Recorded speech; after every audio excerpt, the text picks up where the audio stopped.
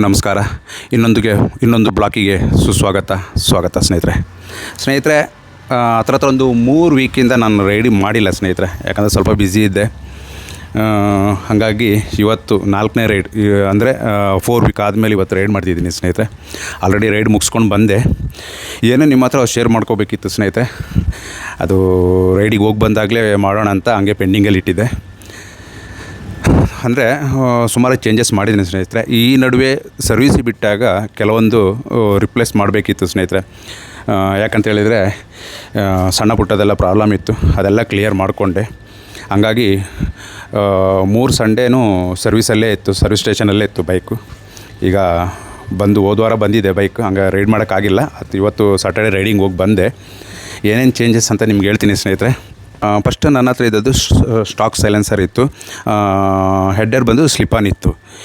ಇವಾಗ ಏನು ಮಾಡಿದ್ದೀನಿ ಅಂದರೆ ಫುಲ್ ಸಿಸ್ಟಮೇ ನಾನು ಫುಲ್ ಸೆಟ್ಟೇ ಚೇಂಜ್ ಮಾಡಿದ್ದೀನಿ ನೆಕ್ಸ್ಟ್ ಸರ್ವಿಸಲ್ಲಿ ಸ್ನೇಹಿತರೆ. ಈಗ ಬಂದು ಬ್ಲ್ಯಾಕ್ ವಿಡ್ ಡೌ ಅಂತ ಒಂದು after market full system sir ಇತ್ತು. ಅದು ಇಂಪೋರ್ಟೆಡೇ, ಫುಲ್ ಸಿಸ್ಟಮೇ ಹಾಕ್ಸಿದ್ದೆ ಮೊನ್ನೆ. ಅದು ಬಂದು actually not for road use ಅಂತ ಇದೆ, ಅದು ಟ್ರ್ಯಾಕಿಗೆ ಅಂತಲೇ ಈ ಸ್ಲಿಪನ್ ಮಾಡಿರೋದು. ಅಂದರೆ ಫುಲ್ ಸಿಸ್ಟಮ್ ಆಗಿದೆ. ಹೆವಿ ಸೌಂಡು ಸ್ನೇಹಿತರೆ, ಹೆವಿ ಸೌಂಡ್ ಇದೆ. ಹಂಗಾಗಿ ಸ್ವಲ್ಪ ರಿಸ್ಕು, ಇದನ್ನೆಲ್ಲ ಯೂಸ್ ಮಾಡೋಂಗಿಲ್ಲ. ಆದರೂ ಈ ರೈಡಲ್ಲಿ ನಾನು ಯೂಸ್ ಮಾಡಿದೆ. ಸೆಕೆಂಡ್ ಬಂದು ಸ್ನೇಹಿತರೆ, ಟಯರು ತುಂಬ ಸೌದೋಗಿತ್ತು ಸ್ನೇಹಿತರೆ. ಟಯರನ್ನು ಚೇಂಜ್ ಮಾಡಿದೆ. ನಂದು ಫಸ್ಟ್ ಇದ್ದದ್ದು ಟಯರ್ ಬಂದು ಬ್ರಿಕ್ಸ್ಟೋನ್ ಇತ್ತು, ಅದು 216/17 ಇತ್ತು. ಈಗಲೂ ಕೂಡ ಸ್ನೇಹಿತರೆ, ಈಗ ಬಂದು ನಾನು ಪೆರೆಲಿ ಹಾಕಿದ್ದೆ, ರೇಸ್ ಕೋರ್ಸಾ ಅಂತ. ಇದು ಬಂದು 200 ಸೈಜು, 255/17 ಸೈಜ್ ಸ್ನೇಹಿತರೆ. ಈಗ ಟಯರ್ ಅದನ್ನು ಚೇಂಜ್ ಮಾಡಿದೆ. ಹಾಗೆ ಫ್ರಂಟ್ ಇದು ಸ್ವಲ್ಪ ತುಂಬ, ಅಂದರೆ ಅದು ಜಾಸ್ತಿ ಎಲ್ಲ ಸೈಡೆಲ್ಲ ಜಾಸ್ತಿ ಉಜ್ಜು ಹೋಗಿತ್ತು, ಹಂಗಾಗಿ ಬ್ಯಾಲೆನ್ಸಿಂಗ್ ಸಿಗ್ತಿರಲಿಲ್ಲ. ಅದನ್ನು ಕೂಡ ಚೇಂಜ್ ಮಾಡಿ 120 ಸೆಕ್ಷನ್ ಬರುತ್ತೆ ಸ್ನೇಹಿತರೆ ಫ್ರಂಟ್ ಟಯರು. ಅದು 2 ಕೊಂಬನೇ ಹಾಕಿರೋದು, ಪೆರಲಿದೆ. ಹಂಗಾಗಿ ಈಗ ರೋಡ್ ಗ್ರಿಪ್ ಎಲ್ಲ ತುಂಬ ಚೆನ್ನಾಗಿದೆ ಸ್ನೇಹಿತರೆ, ಓಡ್ಸೋಕ್ಕೂ ಅಷ್ಟೇ. ಮೊದಲು ಏನಾಗುತ್ತೆ ಅಂತ ಹೇಳಿದ್ರೆ, ವೈಟ್ ಲೈನ್ ಮೇಲೆ ಟಯರ್ ಹತ್ತಿದ ಕೂಡಲೇ ಲೆಫ್ಟ್ ರೈಟ್ ಎಳಿತಿತ್ತು.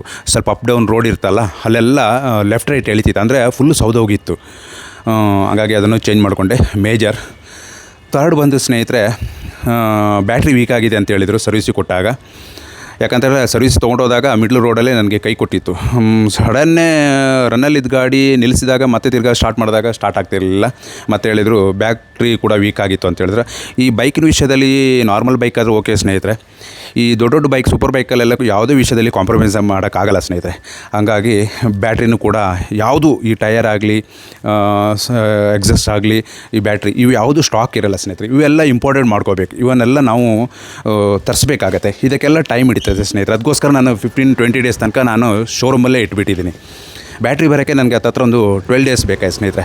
ಟಯರ್ ಬಂದು ಒಂದು 5 ಡೇಸ್ ಬೇಕಾಯ್ತು. ಹಾಗಾಗಿ ಒಂದು 20 ಡೇಸ್ ಶೋರೂಮಲ್ಲೇ ಇತ್ತು ಸ್ನೇಹಿತರೆ. ಹಂಗಾಗಿ ಬ್ಯಾಟ್ರಿನೂ ಕೂಡ ಅದನ್ನು ಇಂಪಾರ್ಟೆಂಟ್ ಬ್ಯಾಟ್ರಿನೇ ಹಾಕ್ಸಿದೆ. ಟೋಟಲಿ ಖರ್ಚೆಲ್ಲ ಈಗ ಏನು ಕೇಳೋಕ್ಕೆ ಹೋಗ್ಬೇಡಿ ಸ್ನೇಹಿತರೆ. ನಿಮಗೆ ಸ್ವಲ್ಪ ಗಾಡಿ ಬಗ್ಗೆ ಐಡಿಯಾ ಇದ್ದರೆ ನಿಮಗೆ ಬರುತ್ತೆ. ಟಯರ್ ಚೇಂಜ್ ಮಾಡಿದೆ, ಫುಲ್ ಸೆಟ್ ಸಿಸ್ಟಮೇ ಚೇಂಜ್ ಮಾಡಿದ್ದೀನಿ, ಎಕ್ಸಾಸ್ಟ್ ಸಿಸ್ಟಮೇ ಚೇಂಜ್ ಮಾಡಿದ್ದೀನಿ, ಪ್ಲಸ್ ಬ್ಯಾಟ್ರಿ ಪ್ಲಸ್ ಸರ್ವೀಸ್. ಇವಾಗ ನಿಮಗೆ ಒಂದು ಐಡಿಯಾ ಬರುತ್ತೆ ಎಷ್ಟು ಆಗಿರ್ಬೋದಂತ. ಹಂಗಾಗಿ ಈಗ ಎಲ್ಲ ಗಾಡಿ ಪರ್ಫೆಕ್ಟಾಗಿ ರೈಡಿಗೆ ಸರಿಯಾಗಿದೆ ಸ್ನೇಹಿತರೆ. ಮೊದಲೆಲ್ಲ ಸಣ್ಣ ಪುಟ್ಟ ಪ್ರಾಬ್ಲಮ್ ಇದ್ದಾಗ ಓಡ್ಸೋಕ್ಕೆ ಏನೋ ಒಂದು ಸ್ವಲ್ಪ ಭಯ ಆಗ್ತಿತ್ತು. ಯಾಕಂದರೆ ಕಡಿಮೆ ಅಂದರೂ 150 ಮೇಲೇ ಸ್ಪೀಡಲ್ಲಿ ಓಡ್ತಿರುವಾಗ ಅದು ಫ್ಲ್ಯಾಟ್ ಆಗಿರೋ ಟೈರೆಲ್ಲ ತೊಗೊಂಡು ಹೋಗೋಕ್ಕೆ ಭಯ ಆಗ್ತಿತ್ತು ಸ್ನೇಹಿತರೆ. ಈಗ ಎಲ್ಲ ಪರ್ಫೆಕ್ಟ್ ಆಲ್ ರೈಟ್ ಆಗಿದೆ ಸ್ನೇಹಿತರೆ. ರೈಡಿಂಗು ಸೂಪರ್ ಆಗಿತ್ತು. ಮತ್ತೊಂದು ಮೇಯ್ನ್ ಥಿಂಗ್ಸ್, ಲಾಸ್ಟ್ ಟೈಮು ಈ 360 ಹಾಕೋಕ್ಕೆ ನನ್ನ ಹತ್ರ ಯಾವುದೇ ಒಂದು ಸಪೋರ್ಟ್ ನನ್ನ ಸೂಪರ್ ಬೈಕ್ ಇದರಲ್ಲಿ ಬೂಜಾದಲ್ಲಿ ಇರಲಿಲ್ಲ ಸ್ನೇಹಿತರೆ. ಯಾವ ಬೂಜಾದಲ್ಲೂ ಬರಲ್ಲ. ನೀವು ಇದನ್ನು ಕಸ್ಟಮೈಸ್ ಮಾಡ್ಕೋಬೇಕು ಸ್ನೇಹಿತರೆ. ಇದು ಯಾವ ಥರ ಅಂತೇಳಿದರೆ ನೋಡಿ, ಇದನ್ನು ಅವ್ರ ಹತ್ರನೇ, ಶೋರೂಮ್ ಅವ್ರ ಹತ್ರನೇ, ಅವ್ರದ್ದು ಪರಿಚಯದವ್ರ ಹತ್ರ ಅವ್ರು ವೆಲ್ಡಿಂಗ್ ಮಾಡಿಲ್ಲ, ಅದೇ ಒಂದು ಪೂಟ್ರಸ್ಟ್ ಬೋಲ್ಟಿಗೆ ಸಪೋರ್ಟಾಗಿ ಒಂದು ರಾಡ್ ಕೊಟ್ಟು ಅದು ಕ್ಲ್ಯಾಂಪ್ ಹಾಕೋಕ್ಕಂತ ಮಾಡಿಕೊಟ್ಟಿದ್ದಾರೆ. ಎಷ್ಟು ನೀಟಾಗಿ ಮಾಡಿಕೊಟ್ಟಿದ್ದಾರೆ ಸ್ನೇಹಿತರೆ. ನೋಡಿ, ಇದು ಏನು ಶೋರೂಮ್ ಜೊತೆನೇ ಗಾಡಿ ಜೊತೆನೇ ಬಂದಿರೋ ಥರ ಕಾಣಿಸ್ತದೆ, ಅಷ್ಟು ನೀಟಾಗಿ ಮಾಡಿಕೊಟ್ಟಿದ್ದಾರೆ. ಈ ಕ್ಲ್ಯಾಂಪು ಪ್ಲಸ್ ಈ ಸ್ಟಿಕ್ಕು, ಇವೆಲ್ಲ ನಾನು ಈ ಬೈಕಲ್ಲಿ, ಸೂಪರ್ ಬೈಕಲ್ಲಿ, ಎಲ್ಲ ಬೈಕಲ್ಲೂ ಕೂಡ ಹಾಕೋಕ್ಕೆ ಅಂದರೆ ಇದೆ. ಆದರೆ ನಮ್ಮ ಬೈಕಲ್ಲಿ ಎಲ್ಲೂ ಇದು ಇನ್ಸ್ಟಾದು ಸ್ಟಿಕ್ ಹಾಕೋಕ್ಕಂತ ಏನೂ ಇಲ್ಲ ಸ್ನೇಹಿತರೆ. ಇದೀಗ ನಾನು ಮಾಡಿದ್ದು ನೋಡಿ ಇನ್ನು ಯಾರಾದರೂ ಕಾಪಿ ಮಾಡಬೇಕು ಬಿಟ್ಟರೆ ಬೂಝಾದಲ್ಲಿ ಯಾರೂ ಮಾಡಿಲ್ಲ, ಇಷ್ಟ ತನಕ ಮಾಡಿಲ್ಲ ಸ್ನೇಹಿತರೆ. ಬೇಕಾದ್ರೆ ನಾವು ಗೂಗಲಲ್ಲೂ ಚೆಕ್ ಮಾಡ್ತು, ಬೂಝಾದಲ್ಲಿ ಆ ಆಪ್ಷನೇ ಇರಲಿಲ್ಲ. ಫಸ್ಟ್ ಟೈಮ್ ನಾವು ಮಾಡಿರೋದು. ಈಗ ನಾವು ಮಾಡಿರೋದು ಈ ವಿಡಿಯೋ ನೋಡಿದವ್ರು ಬೇಕಾದ್ರೆ ಅವ್ರಿಗೆ ಐಡಿಯಾ ಬರುತ್ತೆ ಈ ಥರ ಮಾಡ್ಬೋದು ಅಂತ, ಮಾಡ್ಬೋದು ಮುಂದೆ. ಹಾಗಾಗಿ ಇನ್ಸ್ಟಕ್ಕೂ ಕೂಡ, ಯಾಕಂದರೆ ನಾನು ಫ್ರಂಟಲ್ಲಿ ಹಾಕ್ಕೊಂಡು ಹೋಗ್ತಿದ್ದೆ ಮಿರರಿಗೆ, ಅದು ಫ್ರಂಟು ಮಾತ್ರ ಬರ್ತಿತ್ತು, ಫ್ರಂಟು ಮತ್ತು ನನ್ನ ಫೇಸ್ ಬರ್ತಿತ್ತು, ಬ್ಯಾಕ್ ಸೈಡಿದ್ದು ನಂದು ವ್ಯೂ ಬರ್ತಾ ಇರಲಿಲ್ಲ. ಈಗ ಈ ಸ್ಟಿಕ್ ಆಗೋಕ್ಕೆ ಹೋಗಿ ನೆಕ್ಸ್ಟ್ ವೀಡಿಯೋ ಬಿಟ್ಟಾಗ ನೀವೇ ಹೇಳಿ ಸ್ನೇಹಿತರೆ, ಯಾವ ಥರ ವ್ಯೂ ಕಾಣಿಸ್ತಾಯಿದೆ, ಬ್ಯಾಕ್ ಸೈಡು ಫ್ರಂಟು ಯಾವ ಥರ ಕಾಣಿಸ್ತಿದೆ ಅಂತ ನೀವೇ ಕಮೆಂಟ್ ಹಾಕಿ ಸ್ನೇಹಿತರೆ. ನೋಡಿ ಸ್ನೇಹಿತರೆ, ಇಷ್ಟು ಚೇಂಜಸ್ ಆಗಿದೆ ಈ ಸರ್ವೀಸಲ್ಲಿ.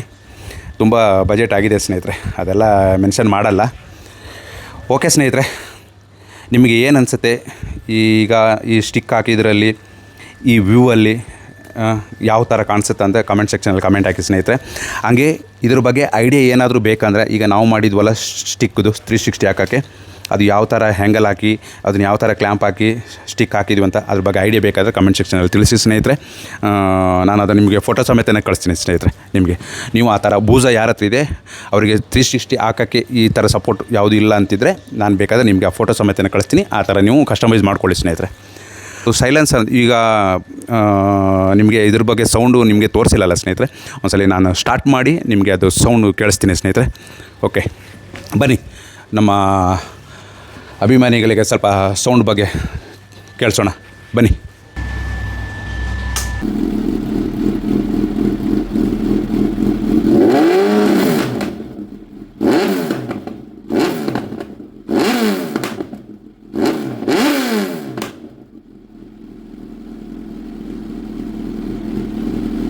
ಓಕೆ ಸ್ನೇಹಿತರೆ, ಇದೇ ಥರ ಹೊಸ ವೀಡಿಯೋದಲ್ಲಿ ಸಿಗ್ತೀನಿ ಸ್ನೇಹಿತರೆ. Thank you, bye, take care, bye.